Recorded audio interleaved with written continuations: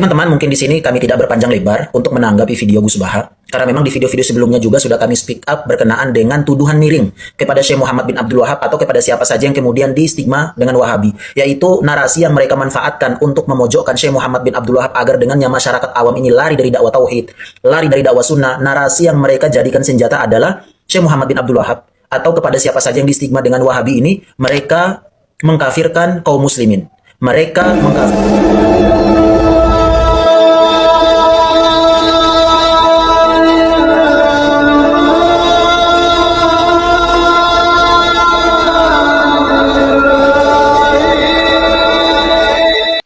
Assalamualaikum warahmatullahi wabarakatuh. Bismillah, alhamdulillah, assalatu wassalamu ala rasulillah wa ala alihi wa sahbihi wa man tabi'ahu wa mawalah wa la hawla wa la quwwata illa billah. Bapak Ibu sahabat Hayati yang dirahmati oleh Allah, alhamdulillah di kesempatan kali ini kita kembali di channel YouTube kami Cahayati 80. Mudah-mudahan kita senantiasa mendapatkan rahmat dan ridhonya, dimudahkan segala urusannya, dilancarkan rezekinya, amin ya rabbal alamin. Di kesempatan kali ini kami menampilkan sebuah video di mana Ustadz Wahabi lah membela ulama junjungannya, yaitu Syekh Muhammad bin Abdul Wahab. Namun bagi kami pembelaannya ini sungguh sangat terlambat karena sisi negatif tentang Muhammad bin Abdul Wahab ini sudah tersebar di mana-mana, sudah banyak umat Islam yang mengetahui. Jadi percuma dibela ya. Dan kitab-kitabnya pun terungkap. Kitab-kitabnya yang terungkap yang mencirik-cirikkan umat Islam, bahkan gurunya sendiri itu disyirikkan oleh Muhammad bin Abdul Wahab, tidak tanggung-tanggung. Ini sudah terungkap, ngapain dibela? Anda akan terjebak sendiri, akan malu sendiri ya. Jadi apa yang disampaikan oleh ulama-ulama kita terutama Subah itu sudah benar, itu sudah ada diungkap dari kitabnya Muhammad bin Abdul Wahab sendiri, bukan katanya ya. Ayo sadar. Biar tidak terlalu lama kontennya, mari kita simak tanggapan Gus Baha tentang pembelaan dari seorang Ustadz Wahabi ini.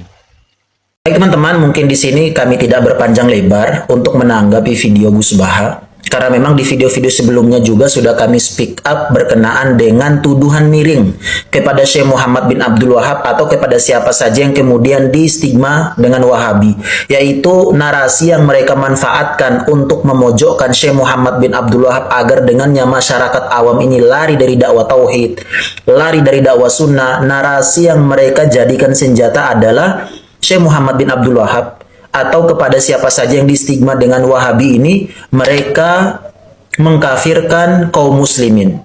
Mereka mengkafirkan kelompok atau orang-orang yang di luar faham mereka. Ini merupakan tuduhan yang sangat keji sekali kepada Syekh Muhammad bin Abdul Wahab. Perlu diketahui dan disadari, takutlah kepada Allah Subhanahu wa Ta'ala. Ucapan yang sudah dilontarkan semuanya akan dimintai pertanggungjawaban oleh Allah Subhanahu wa Ta'ala. Yang kecil dan yang besar akan dihisap oleh Allah Subhanahu wa Ta'ala. Di dalam Quran surat Al-Kahfi Allah mengatakan, wa wudi'al kitab fatarul mujrimina mushfikina mimma fihi wa yaqulun ya wailatana ma li hadzal kitab la yughadiru saghiratan wala kabiratan illa ahsaha wajadu ma'amilu hadira wala yadlimu rabbuka ahada. Bahwa Allah tidak akan pernah menzolimin hambanya sedikit pun. Yang kecil dan yang besar semuanya akan dihitung, artinya akan dihisap oleh Allah Subhanahu wa Ta'ala, termasuk tuduhan-tuduhan miring, cacian, makian kepada Syekh Muhammad bin Abdul Wahab dengan tuduhan-tuduhan beliau mengkafirkan kaum muslimin, beliau menyesat-nyesatkan orang di luar faham beliau. Ini tuduhan yang sangat keji sekali. Takutlah kepada Allah Subhanahu wa Ta'ala, semua itu akan dimintai pertanggungjawaban oleh Allah Subhanahu wa Ta'ala. Yang menjadi sebuah pertanyaan bahwa sampai kapan Syekh Muhammad bin Abdul Wahab dan kemudian menjadi kesepakatan seluruh kaum muslimin, kapan beliau akan mengkafirkan seseorang? Beliau akan mengkafirkan seseorang apabila seseorang telah melakukan satu ibadah, satu amalia yang terindikasi menyeret dia melakukan amalia kesyirikan. Baru kemudian Syekh Muhammad bin Abdul Wahab pun akan mengatakan dia melakukan amalia kekufuran. Dia sedang tidak mensyirikkan, dia sedang tidak mengkafirkan orang tertentu, namun beliau berkata bahwa dengan amalan tersebut akan menyeret Anda pada kekufuran.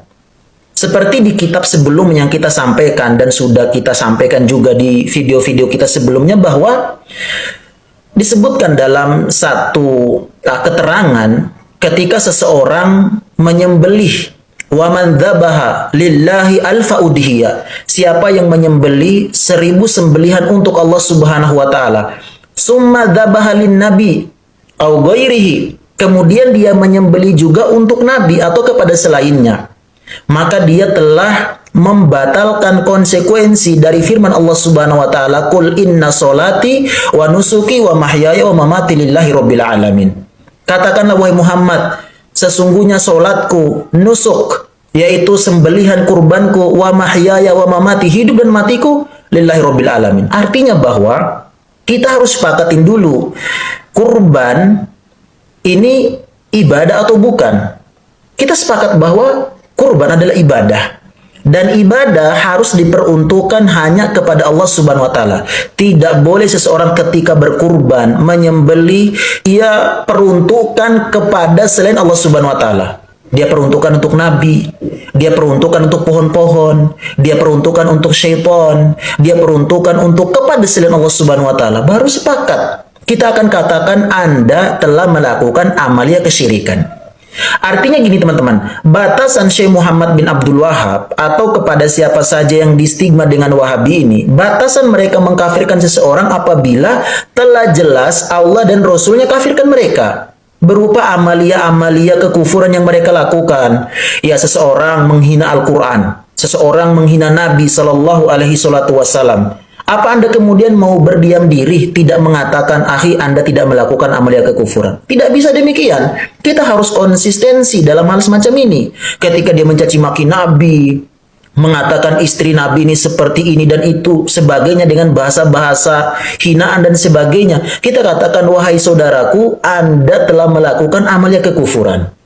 Artinya bahwa ada batasan-batasan. Ketika hujjah telah ditegakkan kepada dia dan ada batasan-batasan yang kemudian dilanggar oleh dia, baru kemudian Syekh Muhammad bin Abdul Wahab dan siapa saja yang distigma dengan Wahabi ini, mereka akan kemudian berani men-speak up dengan mengatakan Anda melakukan amalia kekufuran. Kita kembali lagi bahwa Syekh Muhammad bin Abdul Wahab atau kepada siapa saja yang kemudian distigma dengan Wahabi ini, mereka tidak bermudah-mudahan mengkafirkan seorang muslim. Antum kebayang nggak menghina sesama saja? Itu kelompok Wahabi ini sangat menentang keras hal semacam itu. Kita akan mengatakan, ahi, jangan mencaci maki saudara Anda, jangan menghina saudara Anda, jangan melukai dia. Bahasan-bahasan semacam ini saja itu dilarang. Anda buka di kajian-kajian salafi misal, mereka sangat larang keras hal demikian. Apalagi lebih daripada itu sampai mengkafirkan misalnya. Ini pertanggungjawabannya sangat luar biasa. Nah, sehingga kami katakan bahwa ucapan-ucapan semisal yang keluar dari tokoh-tokoh agama sekarang itu bukan hal baru. Bukan hal baru yang kemudian kita dengar di masa sekarang. Itu merupakan daur ulang saja yang sudah dipromosikan oleh orang-orang yang telah Allah sesatkan atau tutup hati mereka. Satu di antaranya semisal Ahmad Zaini Dahlan. Dia dengan dahsyatnya permusuhan dia kepada Syekh Muhammad bin Abdul Wahab, di dalam kitab dia Fitnatul Wahabiyah, di dalam kitabnya Khulasatul Kalam, di dalam kitabnya Ad-Durur As-Saniyah fi Raddi al-Wahabiyah. Saya punya kitab-kitab beliau itu, isinya luar biasa sekali permusuhan dan tuduhan beliau kepada Syekh Muhammad bin Abdul Wahab. Semisal di dalam Ad-Durur As-Saniyah fi Raddi al-Wahabiyah, dia bilang Syekh Muhammad bin Abdul Wahab larang ziarah. Dia mengatakan Syekh Muhammad bin Abdul Wahab melarang tawassul, melarang istighosa. Ini sebuah tuduhan, bentuk memojokkan Syekh Muhammad bin Abdul Wahab. Padahal Syekh Muhammad bin Abdul Wahab yang ditentang dengan tegas oleh beliau bukan istighosanya, bukan tawassul, bukan ziarahnya, tapi yang ditentang tegas oleh beliau adalah amalia-amalia yang dilakukan di luar syariat dan sunnah Nabi Sallallahu Alaihi Wasallam. Orang datang ke kuburan minta ke yang sudah mati. Apa diajarkan Nabi? Tidak. Dan itu yang ditentang oleh Syekh Muhammad bin Abdul Wahab. Dalam kondisi dalam kondisi sempit, kita dituntut untuk minta hanya kepada Allah Subhanahu wa taala. Kemudian ada orang yang meminta kepada selainnya, itu yang ditentang oleh Syekh Muhammad bin Abdul Wahab. Sehingga ziarah kubur, tawasul, istighosa, kemudian oleh Ahmad Zaini Dahlan dia mengatakan Muhammad bin Abdullah melarang halal semacam itu, ini pertanggungjawabannya sangat luar biasa. Kita perlu fahami bersama bahwa apa yang sudah diucapkan semuanya akan dimintai pertanggungjawaban oleh Allah Subhanahu wa taala. Daging para ulama itu beracun. Wallahu a'lam bishawab. Ungkapan ini sering diungkapkan oleh orang-orang Wahabi ketika mereka pepet. Jadi semuanya akan dimintai pertanggungjawaban. Itu kalau orang lain yang mengatakan. Tapi kalau kelompoknya sendiri yang mengatakan, yang berbuat ke pelanggaran, ya, membid'ah-bid'ahkan orang, menciri-cirikan orang, ya, menyesat-nyesatkan orang, itu tidak akan berkata semuanya akan dipertanggungjawabkan di hadapan Allah kelak di kiamat. Tidak berkata begitu. Ketika orang lain yang mengatakan dan ianya terpojok, itu dijadikan senjata oleh orang-orang Wahabi, ya. Berikut ini ada ceramah penjelasan dari Gus Baha. Mudah-mudahan apa yang disampaikan Gus Baha ini bermanfaat bagi kita bersama. Mari kita simak videonya bersama-sama.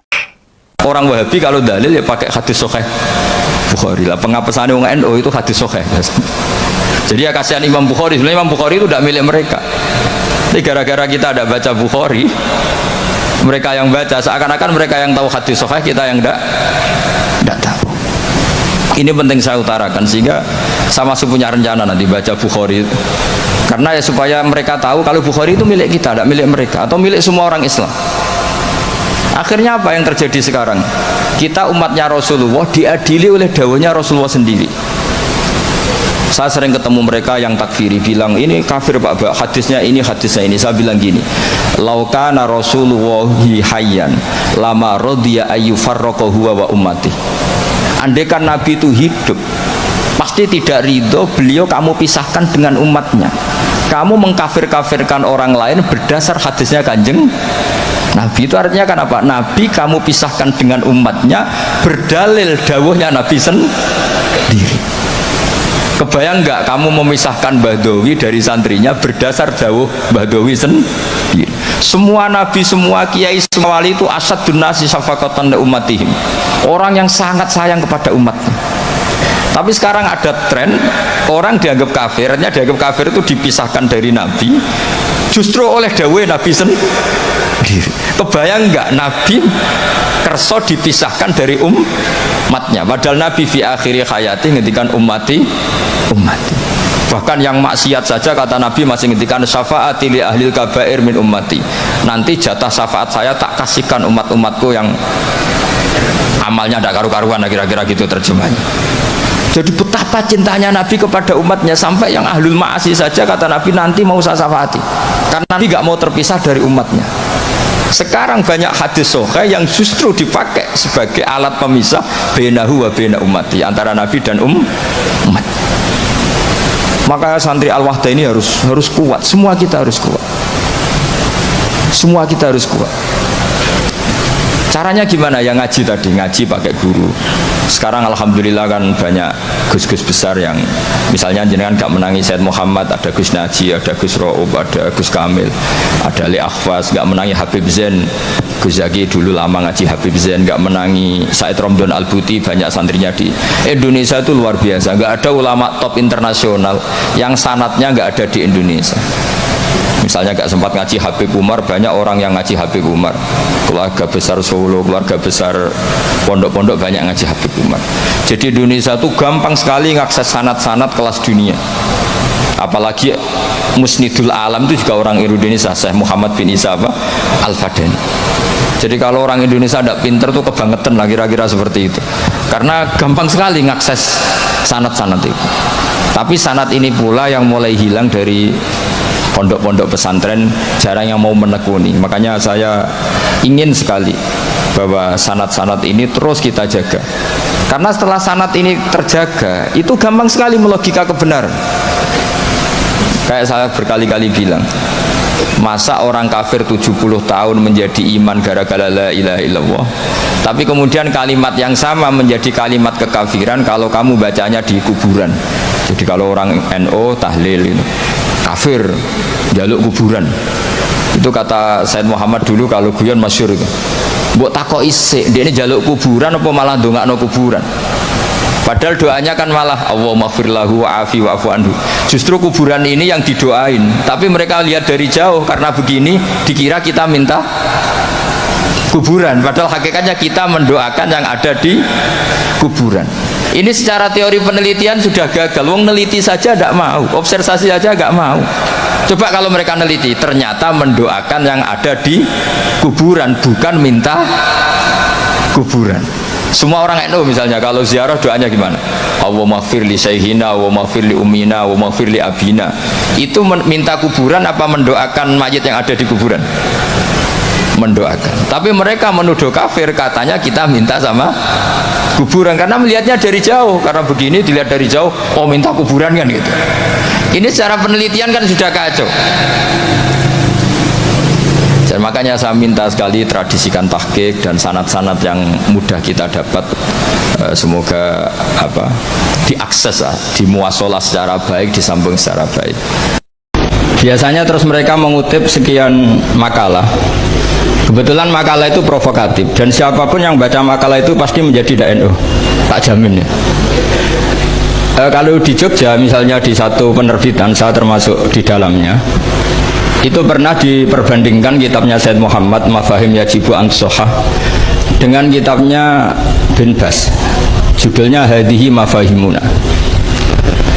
Biasanya kitab-kitab terjemahan Wahabi itu memang cukup provokatif dan dengan narasi yang memang siapapun yang nggak pernah mondok pasti tertarik. Misalnya begini, cerita bid'ah misalnya, Iyakum wa muhdatsatil umur fa inna kulla bid'atin dhalalah wa kulla dhalalatin finnar, misalnya gitu. Wa kulla muhdatsatin bid'ah wa kulla bid'atin dhalalah wa kulla dhalalatin finnar. Ada yang baca wa kullu bid'atin dhalalah wa kullu dhalalatin finnar. Terus beliau meneruskannya begini, kata Bin Bas, hadza huwa Rasulullah hakama bi annal bid'ah kullaha dhalalah. Terus diteruskan, wajar as-Syafi'i faqasama ila hasanatin wa dhalalatin wa sayyi'atin. Jadi dengan narasi seperti itu orang itu tahu bahwa Syafi'i itu kurang ajar benar gitu, kira-kira gitu. Jadi dia, ini Rasulullah yang mengatakan semua bid'ah ini dolalah, tapi Syafi'i lancang dengan membagi ada dolalah, ada sayyi'ah, ada hasanah, ada sayyi'ah. Ini aneh katanya. Wong Rasulullah yang Nabi saja bilang satu, semuanya dolalah, kok dia bilang dua kan? Diredaksikan Jaru'ah, kira-kira makna sedannya yang lama atau berani. Sehingga orang mesti tanya, kenapa sih tidak ikut Rasulullah saja? Tapi ini satu ilmu, setidaknya ilmu perdebatan, bukan ilmu hakiki, karena kita tidak tahu yang diridhani Allah yang mana.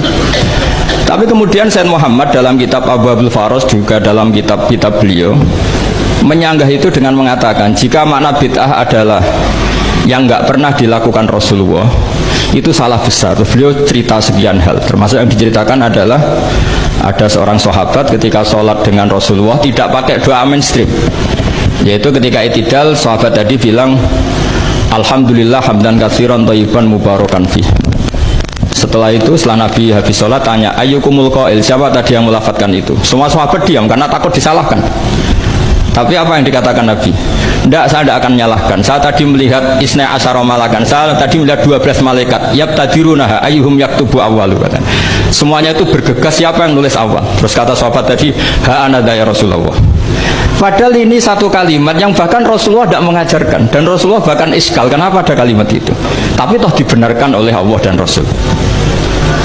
Cerita Said Muhammad kedua adalah ada sahabat setiap ngimami itu main kulhu. Wah, ngimami apa saja main kulhu. Singkat cerita makmumnya itu berutu, ini orang kok main kulhu terus ini. Setelah dilaporkan ke Rasulullah, ditanya sama Rasulullah, kenapa kamu main kulhu? Ini dilaporkan ke saya. Kata si musolli tadi, imam tadi, li annaha sifatur rahman, karena dalam surat itu semua sifatnya Allah, maka fa'ana uhibbuha, saya senang itu. Apa kata Rasulullah? Saya disuruh bilang Allah ke kamu bahwa Allah mencintai kamu karena kamu mencintai kulhu. Terus keterusan sampai sekarang itu orang-orang NU baca kulhu terus itu. Karena sekali baca idza samsu kuwirat mesti keponting gitu. Tapi artinya itu dibenarkan Rasulullah min ghairi sabqi ta'limin minhu, tanpa ada pelajaran dari beliau.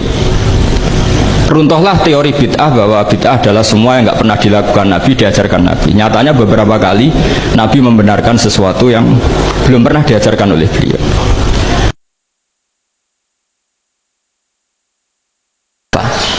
Ghufranullah itu bisa didapat hanya dengan mujarrodut tauhid, yaitu hanya dengan melafatkan kalimah thayyibah. Dan sahnya istighfar juga berdasar kalimah thayyibah itu. Misalnya gini, orang kafir sebelum Islam melafadzkan astaghfirullah, astaghfirullah, astaghfirullah, kira-kira diterima enggak? Enggak kan? Karena syaratnya istighfar ba'dat tauhid. Nah, makanya dalam mazhab Sadili istighfar itu setelah la ilaha illallah. Nah, cara pandang ya seperti itu. Jadi fa'alam annahu la ilaha illallah wastaghfir li dzambi. Jadi dengan kebenaran tauhid saja ini sudah cukup kita insya Allah layak diampun. Karena innallaha la yaghfiru ayyusyraka bihi wa yaghfiru ma duna dzalika liman yasha. Jadi orang yang tauhidnya benar itu bisa diampuni Allah asal tauhidnya benar. Itu Allah ngendikan liman yasha wa yaghfiru ma duna dzalika liman yasha. Dawuh Imam Suyuti walam yakun liman yastaghfir. Jadi orang yang bertauhid secara benar meskipun gak sempat istighfar itu tetap potensi diampuni. Karena bawaan tauhid itu sudah menjadi layak diampuni. Kayak orang kafir sekali ngelafatkan kalimat tauhid mbok gak istighfar langsung diampuni. Nah, karena melihat seperti itu terus orang berlomba-lomba memperbanyak jumlah lafaz la ilaha illallah. Jadi kita-kita yang alim, kita semua, saya tidak bilang saya, kita termasuk yang di pinggir-pinggir saya ngaku alim ora masalah lah sobat. Kita semua yang alim-alim itu tahu bahwa la ilaha illallah itu super. Sudah bawaannya tauhid, juga punya kelayakan diampuni. Nah, kemudian nasib kita agak sial. Malah kalimat ini dituduh bid'ah, dituduh khurafat. Mergo Nabi nggak pernah tahlilan, Nabi nggak pernah. Nabi nggak pernah tahlilan kalau diartikan Nabi ra tau maca la ilaha illallah, enak gak kalimat ini. Jadi ini sudahlah keanehan-keanehan ini kita terima karena ciri utama wali, ciri utama ulama itu wa udhu fisabilillah, harus pernah disakiti. Jadi kalau Unisma sakit karo dituduh bid'ah itu berarti belum calon ulama. Calon ulama itu wa udhu fisabilillah, harus disakiti.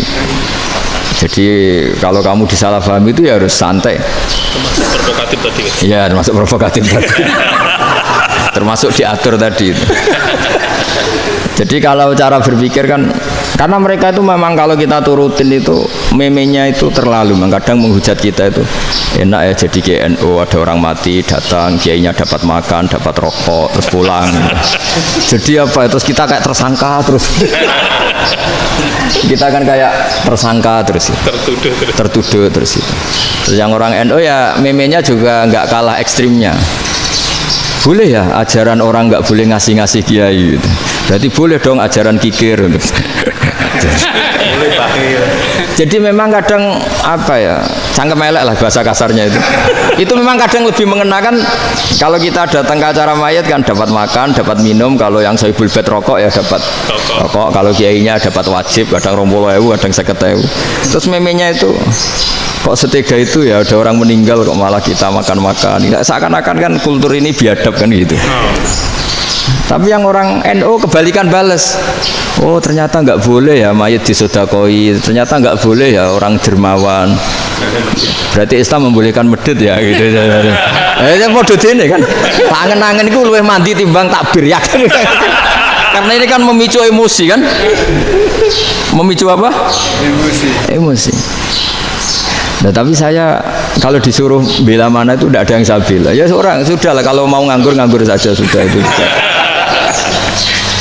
Ya tapi itu memang apa ya? Itu khazanah Islam. Ada yang kritik, ada yang enggak. Ya itu memang khazanah. Ya biasa aja. Kalau saya biasa aja.